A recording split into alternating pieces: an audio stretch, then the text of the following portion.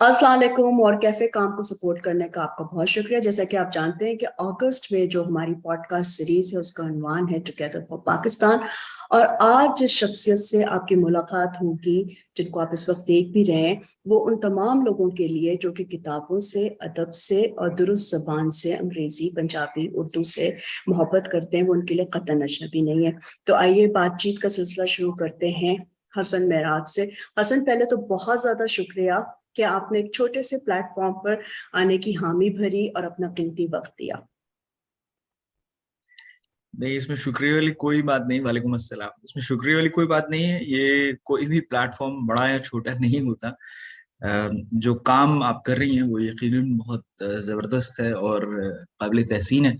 और मैं अपने आप को इस काबिल बिल्कुल भी नहीं समझता कि मैं ये फैसला करूँ कि कोई प्लेटफॉर्म बड़ा है या छोटा।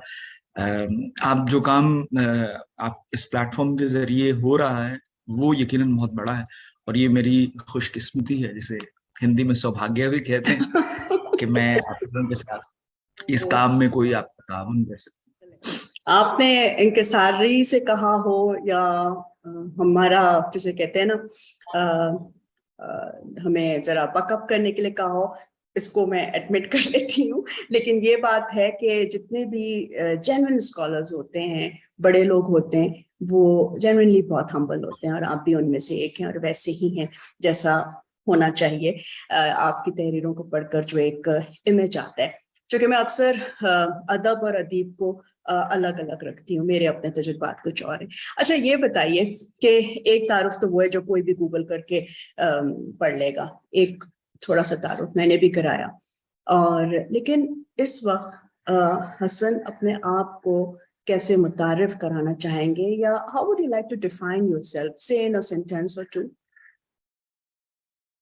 अच्छा, ये मेरे लिए बहुत ही मुश्किल काम इसलिए है कि अब अक्सर ऐसा होता है कि मैं अगर किसी जगह जाऊं और वहां पे दोस्त अहबाब ना हो और अजनबी लोग हों, तो वो पूछते हैं कि आप क्या करते हैं। तो ये हम्म। अब मैं I am on well on the other side of the हिल, मेरे पास ज्यादा वक्त बचा नहीं है। तो मुझे अभी भी ये दुश्वारी होती है कि मैं ये बताऊं कि मैं क्या कर रहा हूँ, या मैं क्या अपने आप को क्या तारुफ करवाऊं। सो घूम फिर के एक अब वो जुमला भी बहुत मुझे खुद अपनी हद तक बड़ा दोहराया हुआ लगता है कि मैं कहानियां कहता हूँ और कहानियां लिखता हूँ और कहानियां ढूंढता हूँ। मैं इसके अलावा पुरानी बातें, माजी के ताक़ुब में शायद मेरे पास फरागत बहुत है, इसलिए रहता हूँ। और कुछ काम ऐसा भी करता हूँ जिससे मैं कुदरत से या फितरत से जुड़ा रहूं, जिनमें दरख्त उगाना, पौधे लगाना वगैरह। ठीक है, ठीक है। अगेन वे बहुत ज्यादा इंकिसारी के साथ आपने अपने आप को डिफाइन करने की कोशिश की है। एक तो आप कहानियां कहते हैं, लिखते हैं, सुनाते हैं, और सही सुनाते हैं अगर किसी को उनकी समझ आ जाए जो ये लिखते हैं। और you are a storyteller, लेकिन सच्ची कहानियां जो है ना, बताना बड़ा मुश्किल है। तो मुझे लगा कि आजकल बहुत से स्टोरी टेलर्स हैं, स्टोरी सेलर्स भी बल्कि ज्यादा हैं, लेकिन सच्ची कहानियां बहुत कम लोग कहते हैं, और आप उन चंद रेयरेस्ट लोगों में से एक हैं। तो यू आर अ पॉलीमैथ, सबको ये पता है। चलें आगे, आज के जो पेचीदा मौजूआत जिन पे हम ये पॉडकास्ट कर रहे हैं, जिसपे मेरी जो एडिटिंग टीम है वो बड़ी नाला रहती है कि आप क्यों इस तरह के गुफ्तगू करती हैं, कोई वायरल होने वाला शो क्यों नहीं करती। तो मैंने कहा वो नहीं होता मेरा, बस नॉन वायरल वीडियोस बनाने वाली रिक्शंदा। अच्छा जी, ये बताइए कि अगस्त का महीना है, बड़ा तारीखी है हमारे लिए, बड़ा अहमियत का भी हामिल है। इस हवाले से अगर आपसे बात की जाए, जो आपके मुख्तलिफ तजुर्बात और एक्सपर्टीज रही है, तो इस वक्त पाकिस्तान को अगर अ, ये आपसे पूछा जाए कि कौन से बड़े 3 चैलेंजेस हैं, तो क्या होंगे बुलेट पॉइंट्स में? डर डर डर डर डर। आपको बुलेट प्रैक्टिस भी पॉइंट, है। आपको प्रैक्टिस भी है। मुझे अंदाजा था कि ये सवाल मेरे को आए। लेकिन इससे पहले मैं आपकी एडिटिंग टीम के लिए एक छोटी सी बात सुना चाहूंगा। आज आजकल नौशाद एक बहुत बहुत बहुत बड़े मौसीकार हो गुजरे जी, हैं हमारे। उन्होंने बहुत जबरदस्त मौसीकी तख्लीक की है। क्या कहने। ऐसी मौसीकी है कि उसकी की जिंदगी गुजारी जा सकती है। वो एक फिल्म का एक जुमले का अहवाल लिख रहे हैं। मुगले आजम एक बहुत बड़ी हम्म। फिल्म, उसके बारे में लिख रहे हैं। तो उसका एक जुमला है कि ये कनीज शहनशाह की बेपनाह बख्शिशों के बदले में उसे अपना खून बहा माफ करती है। ये दिस इज व्हेन अनारकली जो है उसे दीवार में चुराने का हुक्म दिया है अकबर ने। तो ये वहाँ डायलॉग है पृथ्वीराज और मधुबाला के बीच में। तो नौशाद ने लिखा है कि सिर्फ इस एक जुमले को लिखने के लिए हम 3 दिन तक 4 लोग, नौशाद साहब, वजाहत मिर्जा साहब और हुसैन अहमद साहब और 2 लोग और थे, जो कि 3 दिन तक ये देखते रहे कि क्या जुमला होना चाहिए। और फिर जाके उनको ये जुमला मिला, और ये जुमला जो है ये कई एतबार से फिल्म का बहुत मतलब फिल्म की जान है इस जुमले में। और तो आपकी ये जुमला जो है ये आज तक वायरल है। और जब ये फिल्म रिलीज हुई थी उस वक्त ये जुमला वायरल नहीं था। आज हम बैठ के तकरीबन 60 बरस के बाद कह रहे हैं कि वो जुमला वायरल था। तो अपनी एडिटिंग टीम को तसल्ली दीजिए, उन्हें समझाइए कि वायरल होना सब कुछ नहीं होता। पिछले 10 सालों में, 20 सालों में जो फिल्म्स बनी हैं, 30 सालों में जो फिल्म्स बनी हैं, वो किसी को याद भी नहीं होंगी। लेकिन आज हम बैठ के ये गुफ्तगू कर रहे हैं। कमिंग बैक, पाकिस्तान के जो 3 मसाइल हैं, देखिए सबसे पहले एक डिस्क्लेमर कबूल कीजिए, मेरे पास सिवाय अपने वो वक्त जो मैंने पाकिस्तान में गुजारा है और वो अरसा जो मैंने फौज की मुलाजमत में गुजारा है और वो बातें जो मैंने अपने अपनी जाती तहकीक के लिए पढ़ी हैं, सच का खोज लगाने की कोशिश की है, उनके अलावा मेरे पास कोई ऐसा कोई ऐसे वो जो कहते हैं ना जराए नहीं कोई है। नहीं है, अ, वो कोई है नहीं, कोई कुंज नहीं है मेरे पास जिससे मैं बता सकूं कि क्या है वो 3 मसाइल। बहरहाल जो मैं देखता हूँ मुझे ऐसा लगता है कि हम और वो जो भी आप मतलब अगर मैं आपको ये कहूँ कि तालीम की कमी है तो वो एक उसकी भी अपनी एक वजह है। फिर अगर मैं ये कहूँ कि हमारे पास एक बहुत हमने एक अपने आप को फिक्री पेचीदगी में मुब्तला कर रखा है। शनाख्त के मसाइल हैं, फिर जोग्राफिया के मसाइल हैं, फिर सियासत के मसाइल हैं। तो और अगर मैं इसको बहुत सिंप्लीफाई करूंगा तो वो माइंडफुलनेस ऑफ द अदर्स है। मुझे ऐसा लगता है कि हम एक दूसरे का एहसास नहीं करते, और चूंकि एहसास नहीं करते इसलिए एक दूसरे के काम नहीं आना चाहते। चूंकि एक दूसरे काम नहीं आना चाहते तो मुआशरे की बुनियादी इकाइयां ही अपनी जगह हिली हुई हैं। अब वो इकाइयां हिल जाती हैं तो फिर मतलब बाकी जो तालीम, सेहत और बाकी मसाइल हैं वो तो बहुत वो एक तरह के वो the byproducts of this. So ये मेरी टेक है, बाकी तो जाहिर है किसी सियाने आदमी को पता होगा इस बारे में। ठीक है, ये मैं ये सोच रही थी कि कितने लोग होंगे अगर 22 करोड़ की आबादी देख लें और फिर वो पाकिस्तानी जो बाहर हैं वो कितने और करोड़ हो जाते होंगे जो इतनी गहराई में जाकर सोचते हैं। इसीलिए तो मैंने सोचा कि आपको जो मुश्किल मुश्किल पेचीदा सवाल आते हैं वो आपके लिए रखे जाएं और कुछ पता तो चले कि हमारे साथ हुआ क्या है और क्या हो रहा है। बातें तो बहुत सारी हो सकती है, ये भी हो सकती है कि जब आज़ादी मिली, जिसका हम शुक्र अदा करते हैं और कुछ लोग इसको तकसीम भी कहते हैं, तो उसमें जो मुसलमान थे, अगर तो वो भी तो करोड़ों की तादाद में हिंदुस्तान में रह गए। फिर जो मगरबी या मशरकी हिस्से में आए, उनके हालात और उनसे किए जाने वाला सलूक बहुत मुख्तलिफ रहा। मैं अब जिसको कहते हैं ना फास्ट फॉरवर्ड करके मैं आना चाहती हूँ उन लोगों की तरफ, उन पाकिस्तानियों की तरफ जिनको जोग्राफिया की वजह से 1947 में मशरकी हिस्से की तरफ हिजरत करनी पड़ी। और वो मशरकी हिस्सा जो है 24 साल के बाद अलग हो गया। हम कोई इसे सहना मशरकी पाकिस्तान कहते हैं, किसी के लिए वो लिबरेशन है, किसी के लिए वो फतह है। अपने अपने लेंसेज से जो भी देखता है उसके मुताबिक उसको एक नाम दे देता है। लेकिन मैं उस कम्युनिटी के बारे में बात करना चाहूँगी जिनको बिहारीज कहते हैं, चाहे उनका ताल्लुक बिहार से हो या ना हो, वहाँ जो भी रह गया उसको बिहारी कहा जाता है। स्ट्रैंडेड पाकिस्तानी बिहारी महसूरीन, वो मुत्तहदा पाकिस्तान के लिए खड़े हुए। गलत या सही मैं इसमें नहीं जाऊंगी, मैं ना इतना मैंने पढ़ा है ना मुझे पता कि उनसे असल में क्या खता हुई, लेकिन वो जो स्ट्रैंडेड हो गए, कुछ तो आ गए, कुछ कत्ल हो गए, लेकिन जो स्ट्रैंडेड हैं वो स्ट्रैंडेड ही रहे। और जिनको आप कैंप्स कहते हैं वो अक़वाम मुत्तहदा के म्यार के मुताबिक तो वो कैंप्स भी नहीं है। रेफ्यूजी होना भी कोई इतनी आइडियल सिचुएशन नहीं होती, लेकिन अगर रेफ्यूजी से भी कोई बदतर सिचुएशन है तो वो उनकी है। उनके बारे में कभी आपने सोचा कि ये क्या है, ये कौन लोग हैं, और ये ट्रॉमा की कौन सी किस्म है, या ये एमनेशिया की कौन सी किस्म है? कोई मतलब एनी ओपिनियन? अगर नहीं है तो हम आगे बात को बढ़ाते हैं, कुछ और बात करते हैं। ओपिनियन है 2014-15 में मुझे एक काम के सिलसिले में 1971 के बारे में कुछ लिखने का मौका मिला, और वो काम काफी बड़ा था, उसका स्कोप काफी वसी था। सो इस बारे में काफी मैंने कोशिश की कि मैं पढ़ सकूं।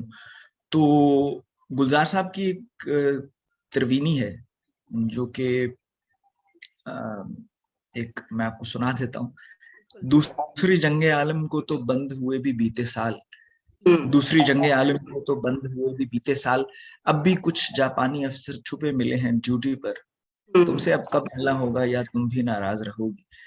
तो ये 3 मिसरों की एक चीज है। आपको पता होगा वर्ल्ड वॉर 2 के बाद 15, 16, 17 बरस के बाद कहीं पे पहुंचे तो उन्हें पता लगा कि वो जापानीज जो हैं वो अभी तक ड्यूटी दे रहे हैं, उन्हें पता ही नहीं है कि वर्ल्ड वॉर 2 खत्म हो गई। सो ये वो लोग थे जो बिहारी थे, इन्हें ये खबर ही नहीं थी कि जिस नजरिए की खातिर जिस तस्वुर के लिए उन्होंने, बिहारी बुनियादी तौर पे कौन लोग थे? वो लोग थे जो कि मगरबी बंगाल से उठ के, मतलब ये बंगाल की एक तरफ से उठ के दूसरी तरफ आ गए थे। सो ये कलकत्ता वगैरह से और उसके और एडजेसेंट बिहार से, एरिया, और बिहार ये से, बिहार से, यूपी से। क्योंकि वो जो बिल्कुल जो इलाके उनको वहाँ मतलब जो ढाका के करीब इलाके थे वो अपनी तरफ के पाकिस्तान में आ गए। वो जब वहां पहुंचे, उन्हें अब वो चूंकि मुत्तहिदा पाकिस्तान के तस्वुर से फैसिनेटेड थे, सो वो उठ के बांग्लादेश या मशरकी पाकिस्तान में उस वक्त आ गए और वहां पे उन्होंने जिंदगी गुजारना शुरू कर दी। लेकिन 24 साल गुजारने के बावजूद वो वहां पे वैसे, मतलब उनके दरमियान और मशरकी पाकिस्तान के जो, मतलब जो बंगालीज वहां थे उनके दरमियान वैसी होमोजिनिटी नहीं पैदा हो पाई, जो कि होनी भी नहीं चाहिए थी। मैं ये नहीं कहता कि होनी चाहिए थी, बिकॉज अब इस वाकये के ऊपर इतनी, एक तो गर्द पड़ चुकी है, दूसरा अब इसको बहुत और तरीके, बहुत से और लेंस से देखा जाता है। यानी कि the onus to get integrated into a wider identity is deems politically incorrect these days, and obviously I cannot comment on this। लेकिन बहरहाल जो स्टेटमेंट ऑफ द फैक्ट है वो ये है कि वो लोग वहां रहते हुए भी अपने आसपास के लोगों जैसे नहीं रहे। उनके और उनके आसपास के लोगों में बहरहाल एक फर्क था, जैसे पानी और तेल साथ रहने के बावजूद एक दूसरे में मिक्स नहीं होते। मशरकी पाकिस्तान के जो बंगालीज थे वो इन लोगों को देखते थे मगरबी पाकिस्तानियों के तौर पे, और मशरकी पाकिस्तान में या जो लोग थे मुक्ति बाहिनी की तरफ, उनका ये पर्सपेक्टिव था कि ये जो बिहारी हैं ये बुनियादी तौर पे फैसिलिटेटर्स हैं वेस्ट पाकिस्तान की, जो भी आप कह लीजिए उसे, कि वो ये उन, मतलब वेस्ट पाकिस्तान की जो फौज है या वेस्ट पाकिस्तान की जो एक तरह की इंपीरियलिज्म है उनके ऊपर, उसको ये लोग फैसिलिटेट करते हैं। वजीराबाद के करीब एक जगह है कोठी शेख नियाज अहमद, एक घर है। उस घर में एक जवान लड़का था लेफ्टिनेंट फरीद। अब उसकी शहादत हुई 1971 में। मैं 2014-15 में उन लोगों का इंटरव्यू करने पहुंचा। इंटरव्यू तो खैर मैं किसी और वजह से कर रहा था, तो मैं वहां बैठ के ये सोच रहा था कि ये जो फरीद है ये बारिसाल में शहीद हुआ था। फरीद जो था वो बुनियादी तौर पे अपने वालिद साहब का या पाकिस्तान बचा रहा था, दूसरी तरफ कोई शख्स अपने दादा का बंगाल बचा रहा था। ठीक है, अगर आप मुझसे पूछें तो ये दोनों गलत नहीं थे। गलत शायद वो हालात थे जिन्होंने इनको बंदूक उठाने पे मजबूर किया। यकीनी तौर पे वो सियासी रहनुमा थे जो इस चीज को आता हुआ देख नहीं पाए। मुख्तलिफ लोगों की वो अनानियत थी जिसके सबब ये लोग बजाय बैठ के आपस में बातचीत करते, इन्होंने मुनासिब समझा कि ये बारूद की जुबान में एक दूसरे को जवाब दें और एक दूसरे से सवाल पूछें। तो अगर आप मुझसे ये पूछें कि क्या फरीद की कुर्बानी गलत थी, तो मैं ये कहूंगा नहीं। अगर लेकिन आप क्या ये मुझसे पूछें कि क्या फरीद को जिसने गोली मारी उसका हथियार उठाना गलत था, तो मैं मतलब उसको भी गलत नहीं कह सकता। बिकॉज जाहिर है वो उस शख्स ने बंदूक उठाई है, उसने किसी वजह से उठाई। हमने किसी की बात सुनने से इनकार किया तो उस शख्स को अपना लहजा बुलंद करना पड़ा। हमने फिर भी बात नहीं सुनी तो उसे हाथ में पत्थर उठा के हमारी खिड़की तोड़ दी। सो ये एक ये अच्छा मामला है। आपने इसको एक एक्सप्लेनेशन दी है, लेकिन बात वही है ना कि इसमें जो कर्ता धर्ता होते हैं ऐसे तमाम खलनाक स्क्रिप्ट लिखने वालों के, वो तो बच ही जाते हैं ना, फिर वो दोस्तियां भी हो जाती हैं, दोनों ममालिक ने एक दूसरे को तस्लीम भी किया, अच्छा किया, यही प्रैग्मेटिज्म का तकाजा था। लेकिन जी जिसको बिल्कुल, आप लोग मतलब कोलैटरल डैमेज कहते हैं ना, जिस तरह तो वो कम्युनिटी फिर पाकिस्तान जिंदाबाद कहने वालों के साथ हो गई। अब उसको ये कहकर बुला देना कि भाई वो उधर ही रहें, तो भाई किधर रहें? या तो हो ना कि इक्वल सिटीजन्स हों, कोई लीगल मेजर्स ऐसे हों, वो एक नाम नेहाद उनको शहरियत है जिसमें उनको मतलब पासपोर्ट नहीं मिल सकता, उनको उजरत नहीं मिल सकती एक लीगल सिटीजन की जो होती है, या मौके वो सिर्फ एनजीओज की एक चैरिटी वर्क का जो है ना वो ग्राउंड बन गए हैं, या चैरिटी वर्क रिसर्च बन गया। रिसर्च का सब्जेक्ट बन गए कि देखिए हमने किया।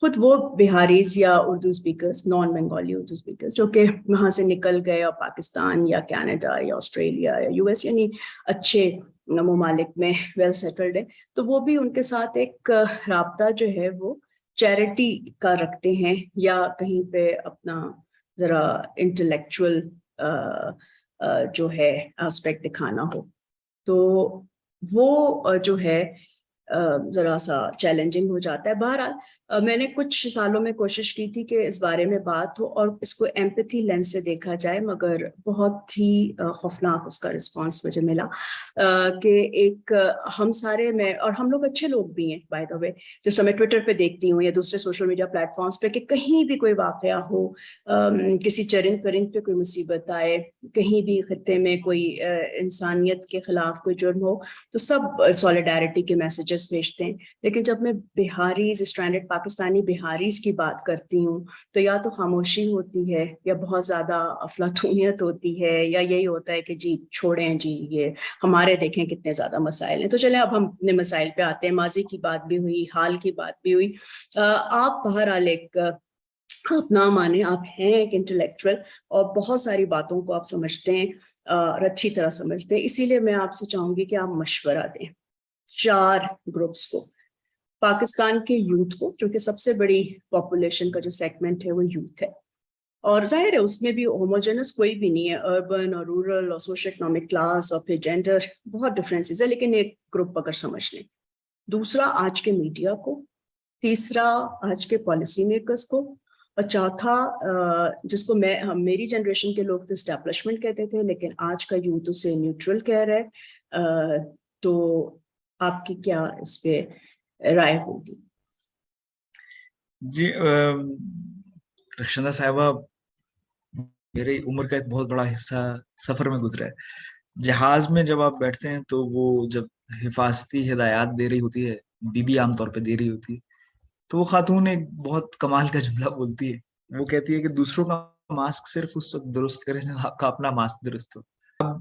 इस चीज को अगर गौर कर लिया जाए, मैं जरूर बखुशी मशवरा देता, मशवरा अमानत होता है, लेकिन मेरे पास ना ऐसा कोई ज्ञान है, ना मेरे इतना मुझे समझ बूझ है कि मैं मशवरा देने के किसी पेडेस्टल पे अपने आप को फाइज समझूं। वक्त मुख्तसर है, लेकिन मैं एक बात आपको बताना चाहता हूँ गुज़िश्ता से पेवस्ता। हमारे एक दोस्त है, उनके घर काम करते हैं अख्तर भाई। अख्तर भाई जो हैं वो चिटागोंग से जो आखिरी जहाज आया है उसके ऊपर उनके अब्बा आए, और वो बहुत छोटे थे जब आए।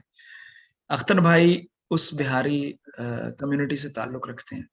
अब अख्तर भाई जो हैं वो तकरीबन 55 या 60 के होने वाले हैं, लेकिन अख्तर भाई के पास शनाख्ती कार्ड नहीं है।